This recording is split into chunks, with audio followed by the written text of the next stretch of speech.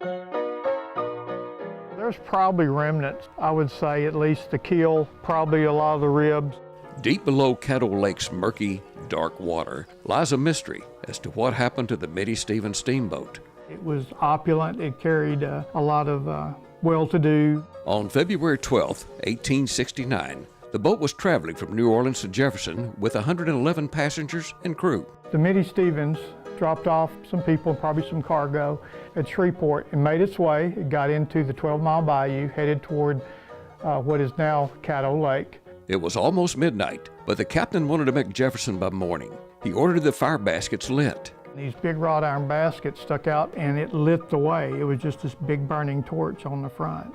The cargo included 274 bales of hay and $100,000 in gold and paper currency for the federal troops. A spark ignited the bells. The problem with this, it was such a fast-moving fire. The combustibles on board was at the front.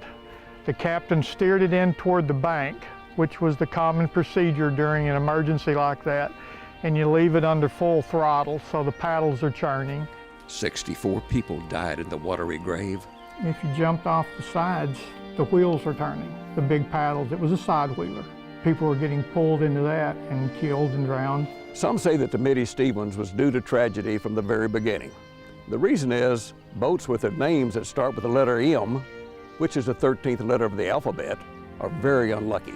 The gold was recovered, as well as the bell from the Mitte Stevens, now on display in Jefferson. But her story didn't end with the sinking. So it's like the Titanic or any disaster, you know, where there was a loss of life or a great loss of life such as this, that I think it appeals to people. Today, the graceful Ghost, a small replica of an 1800 steamboat, is all that remains of an era long ago on Caddo Lake. Over the years, some reported seeing the Mitte Stevens remains. The mud we have in this area, it's probably the best at preserving things.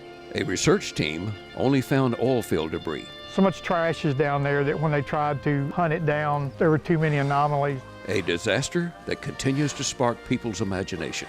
More people than not find things like this interesting. It's an adventure. For CBS 19, I'm J.B. Smith, and that's my story.